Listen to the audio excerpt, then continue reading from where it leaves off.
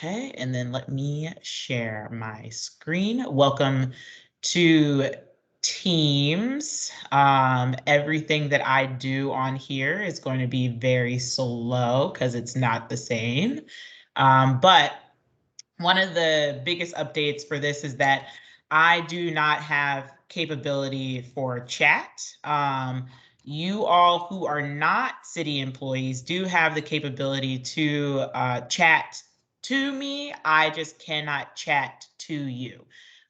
So as long as you take that into consideration in this process, do not send me a secret message. I will respond to it out loud where everyone can hear it. And here we go. The other thing, because we don't have chat, we no longer have the ability to share links to you anymore. So all of those are attached to the calendar invite. And so you'll be able to access both the slide deck, the comments, and more importantly, the activity spreadsheet that we will be working on later today throughout this process. If you have a question, I suppose, as a staff member, you can put it in this Q&A slide here on our slide deck, and then we can get to it as we move through this process as well. But per usual, if you do have a question, feel free, just stop me. I'm happy to answer it, especially in the midst of while we're talking about what it is you have the question on, to keep that reference fresh in my brain as well. So welcome to the RVAgreen 2050 Community Working Group. We're going to be working on, or you're going to get an update on the community engagement results, and we're going to be working on strategy prioritization throughout this process. And I'm going to shoot it on over to Kyla for the intro. Welcome.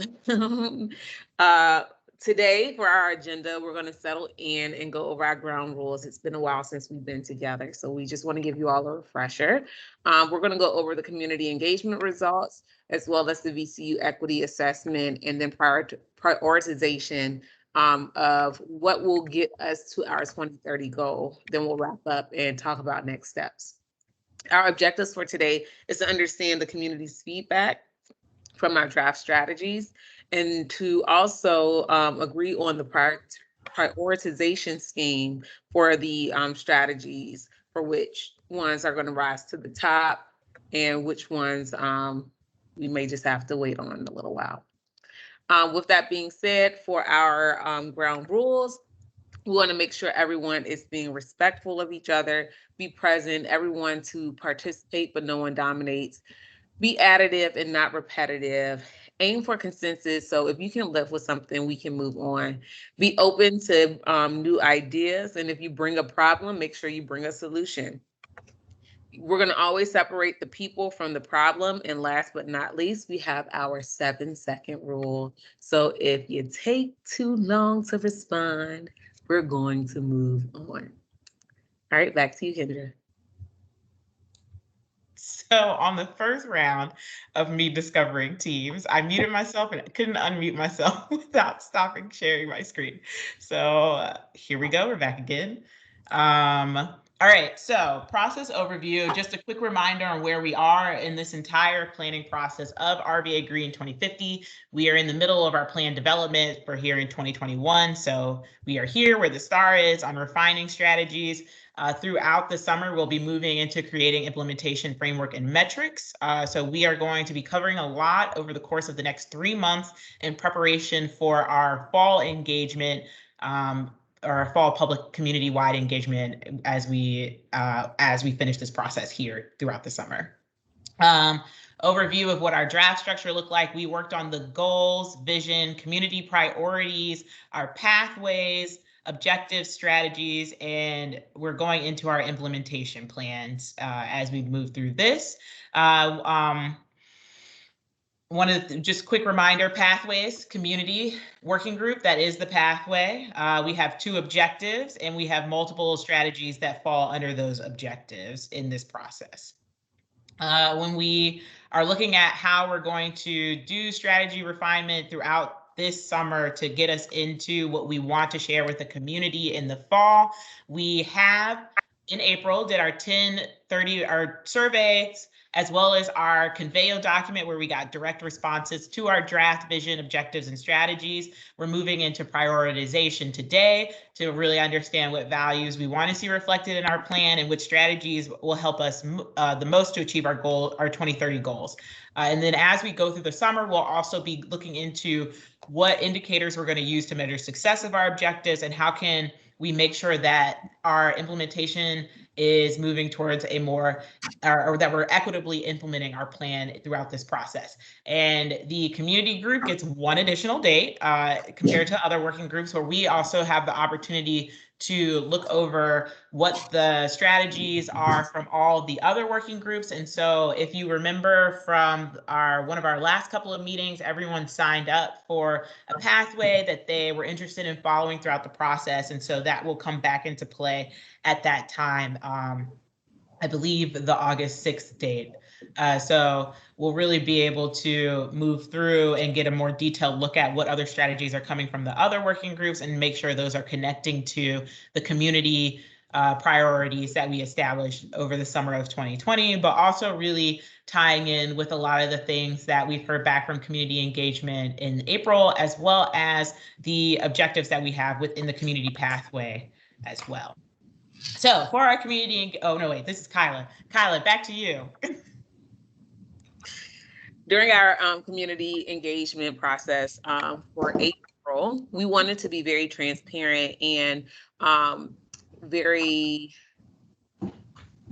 what is the word? I can't even think of the word I want to use, but intentional, that's the word I wanted to use, with our engagement. So for each week of our engagement, we mapped the locations where we received responses from.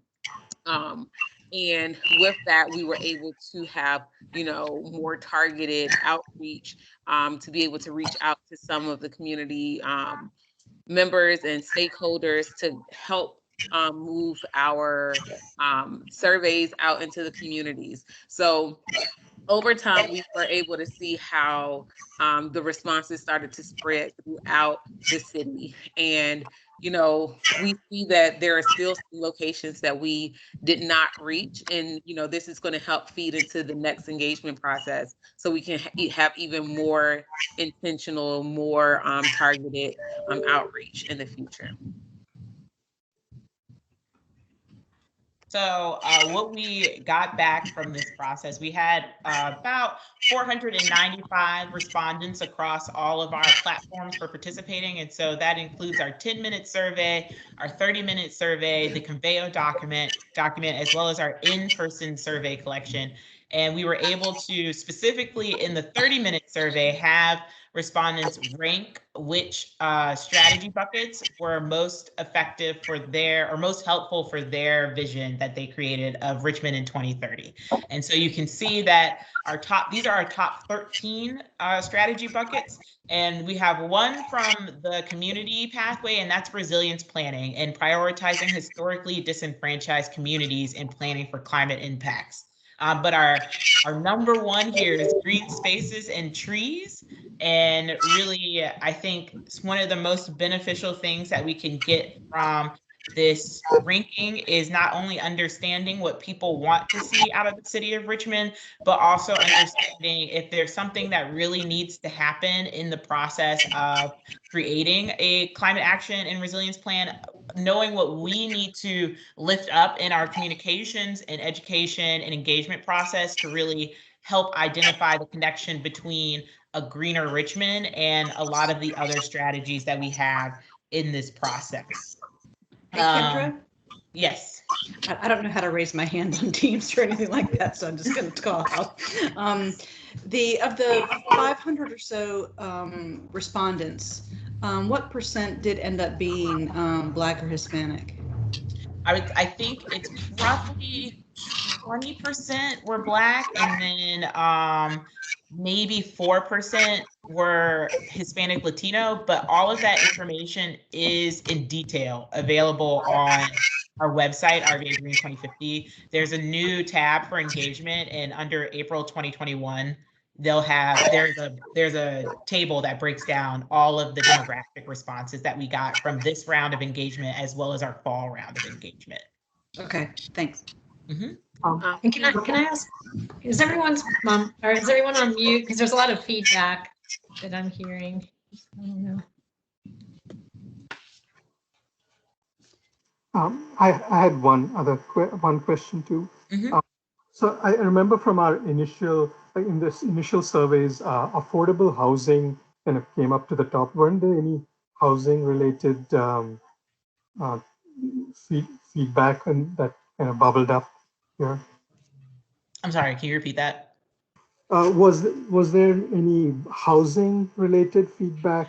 I don't see any that I can just directly say, because I remember enough in this initial community surveys, which were not related to greenhouse, but affordable housing was a top community concern, and I'm surprised to see there's nothing like that came up that was housing related.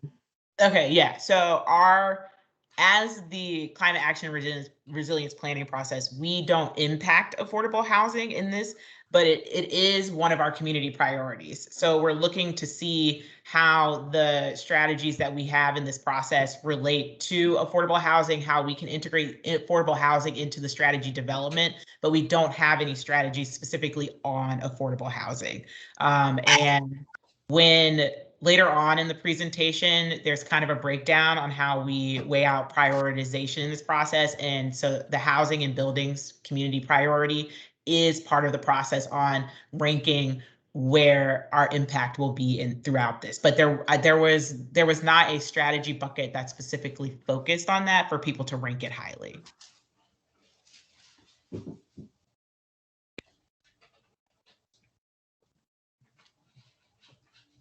Any other questions?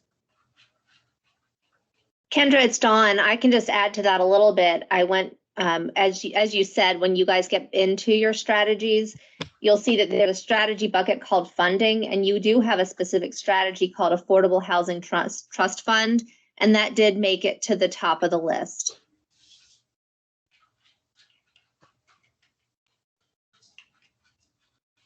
Great. So when we are looking at what's going on with our community strategies and their ranking. And so as Don said, funding here is number 2 within the community pathway itself. But we can see how the rest of our strategy buckets break down in comparison to just the community pathway as a whole. And so there's not that big of a difference between funding and resilience planning, but overall within the strategy process itself, it didn't make the cut into the top 13, if you will. So resilience planning, as I said before, focusing specifically on bringing the frontline communities to the front of this planning process and making sure we take that into consideration with all of our resilience planning, our resilience or across all pathways in RVAgreen 2050.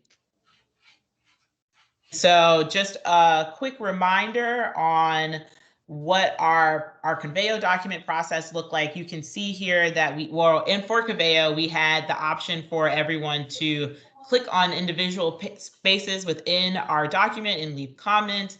Those comments could have ranged anywhere from questions to suggestions, and just, support of what was happening. And so we have our different impact measurements, and you can see here that we have for each strategy the impact on greenhouse gas reduction, climate resilience, and community priorities, and how each of those rank. So the more color you see, the higher the impact is for each of the individual icons that we have listed here.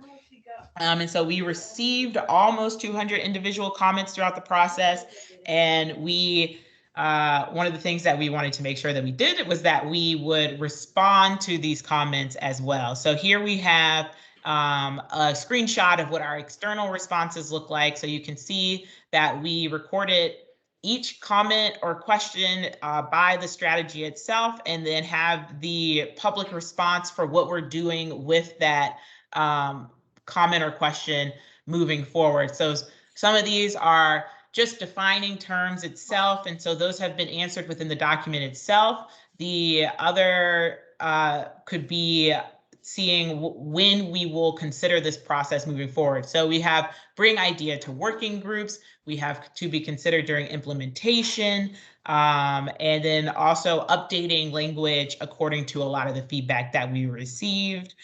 So you have a link to this within the calendar invite as well. So you can click through, you can read through every pathway, see what all the comments that we got from Conveyo, and what our response or action steps are for those comments. We also had an internal process that happened. And so it's very similar to, oh goodness, we were able to really identify where things need to be changed, how we were going to change things, and where that sat in our moving forward, how we were going to rank that process out. And so this is also available for you to review in further detail as well. We also, a lot has happened over the past month, but we also had a VCU Equity Assessment. And so one of the things we want to make sure through this process, we keep saying that it's an equity-centered planning process, and we wanted to make sure that we were keeping true to that and moving forward with equity in mind. And so VCU's urban and regional planning department had a sustainable community development class, and they worked with us to really help us identify what recommendations they would consider for us moving forward to really help with the equity within our process. It's about a 63-page document. If anyone is interested, I can share it with you as well. But we're really looking to see which of these recommendation examples we're going to prioritize moving forward. We talked with the roundtable to identify which ones ranked really highly that needed to be implemented immediately. And we are going to be, throughout this entire process, making sure we're hitting our recommendations and incorporating them into what we're doing and keeping equity at the forefront of this process. Any questions on that so far?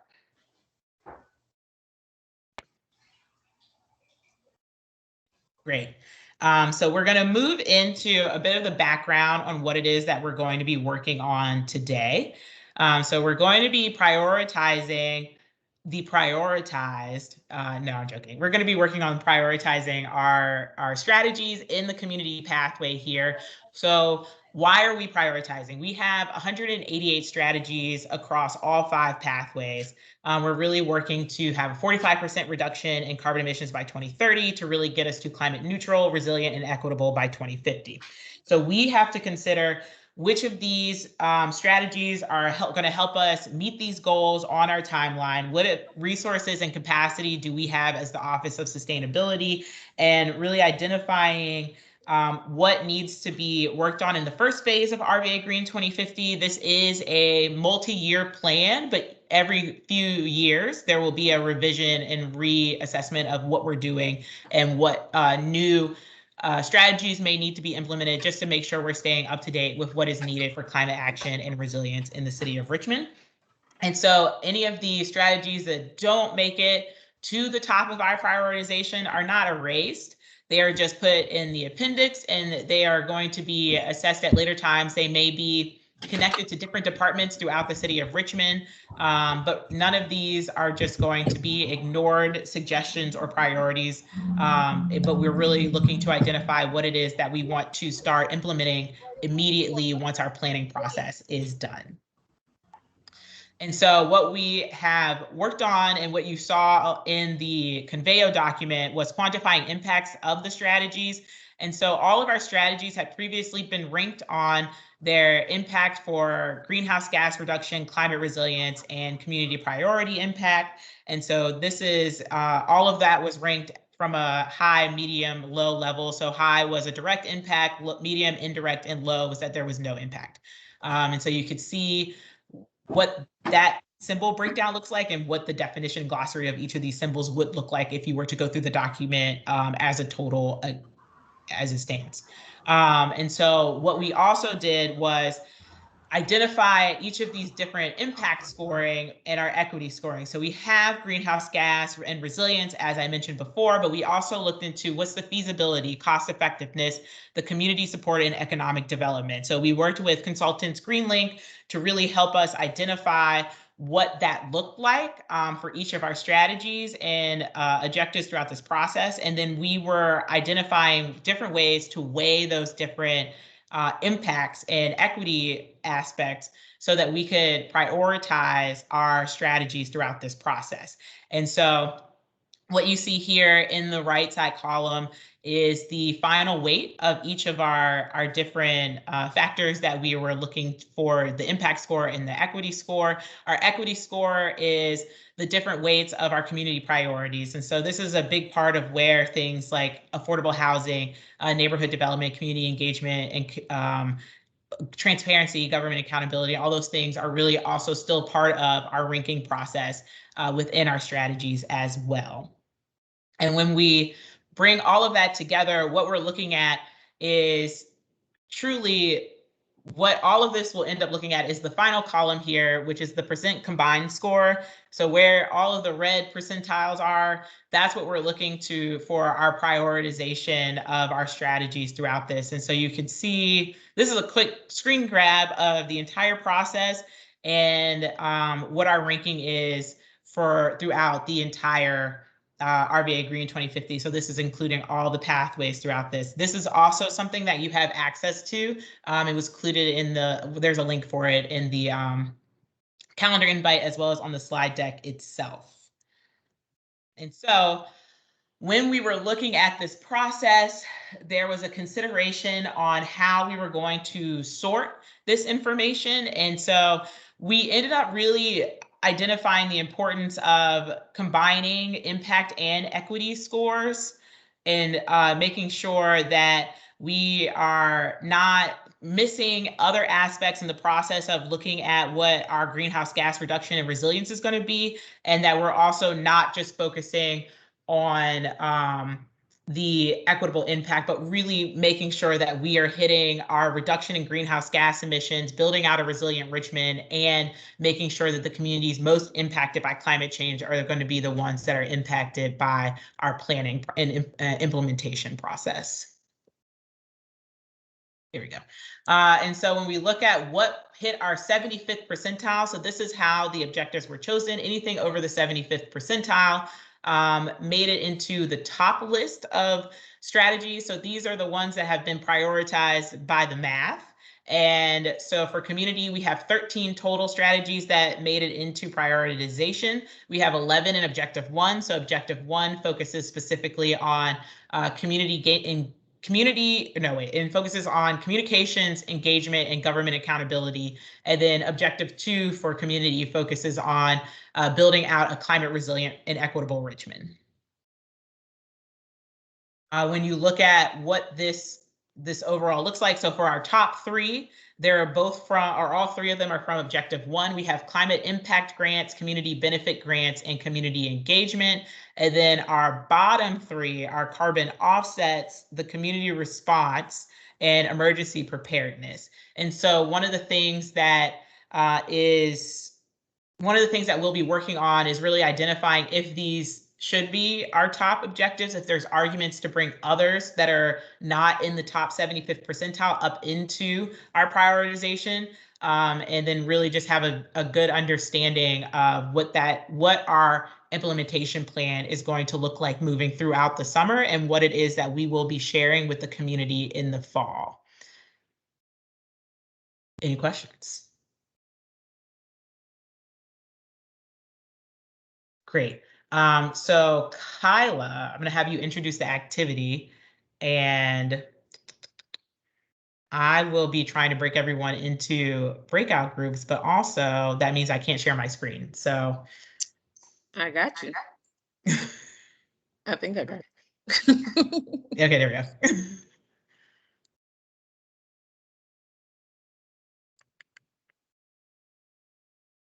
Mm-hmm.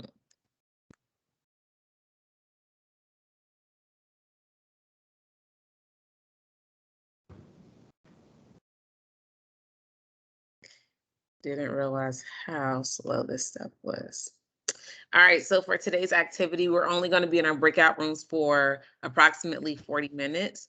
But in these breakout rooms, we want you to ask or answer these questions. Do the strategies that made the cut seem appropriate to you. Keep in mind that our first goal is to reduce the carbon emissions by 45% by 2030. We're going to use stars and X's to show our support or recommend what will move up or down in the prioritization of a strategy. Number two, are you comfortable with the number of strategies that are being prioritized? Number three, can we fully commit to ensuring the success of these strategies? And when we say we, that means we need your help because we are an office of 5 right now because one person is out. And number four, does it make sense to include this strategy within the timeline of the 2030 goal? So while we're in these breakout rooms, Kendra will be, I think, probably in the main room, and I'll be in the other breakout room. We're going to start with objective 2, and then we'll move on to working on objective 1. Kendra's group will start with objective 1 and then move on to objective 2. You will see that one of the objectives has more information than the other. So we do not have to split this time 2020 as far as the minutes are concerned. We're going to utilize our best judgment in addressing the strategies that are within each of the objectives. Are there any questions for me at this time?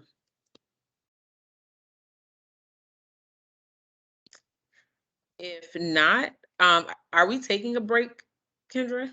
Yeah, we're going to take a 5-minute break. So everyone, if you could come back at 1:36, that would be great.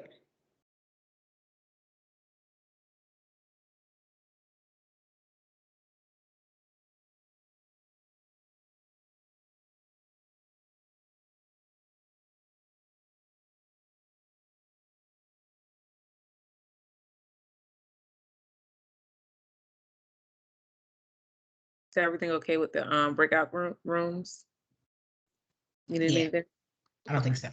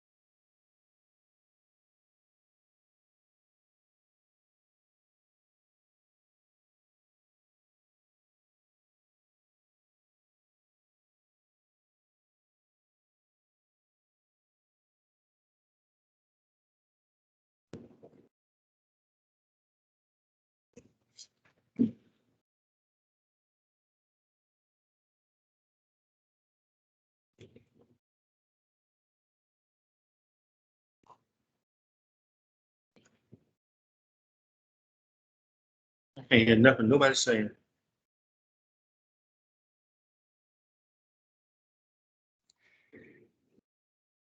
Here. Hello? Hi. Hey, I'm back.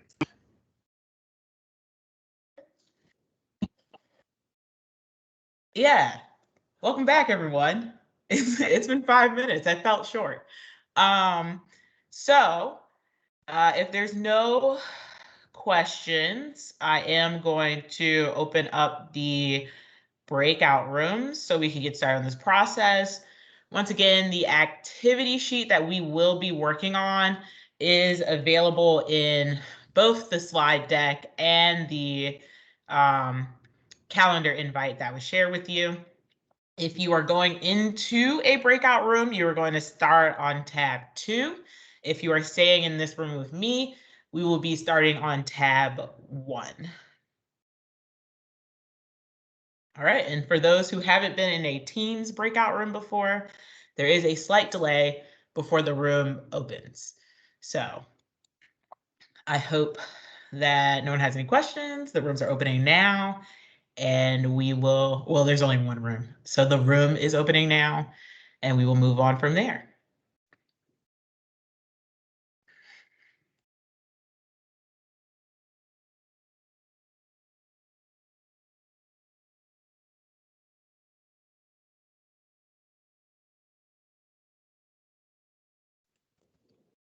All right, welcome to this room with me. Does everyone have access to the slides?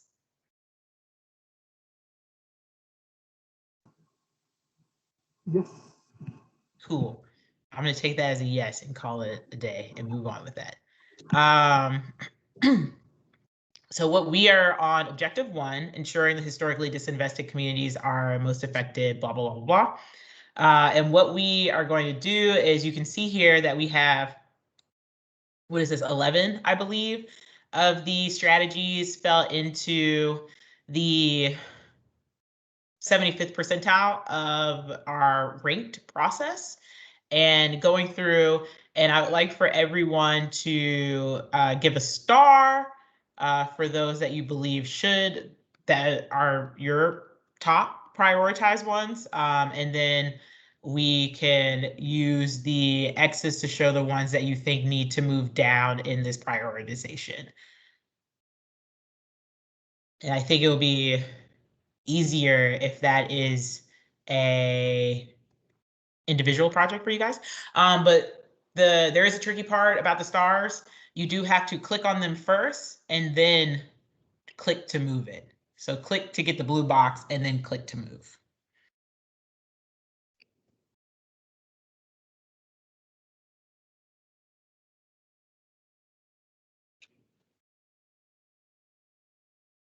You to me? I'm sorry.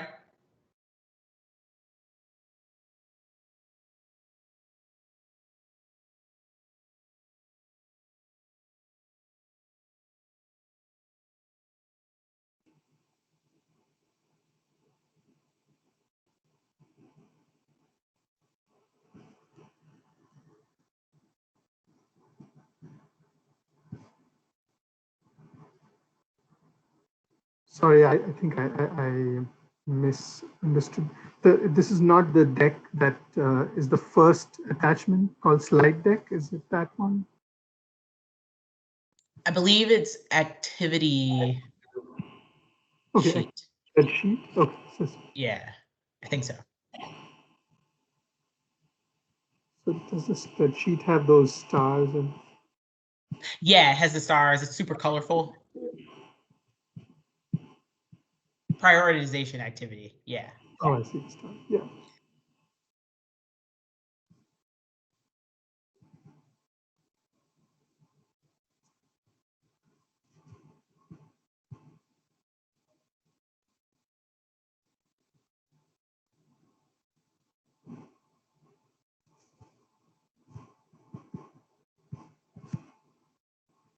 We're looking at objective 1.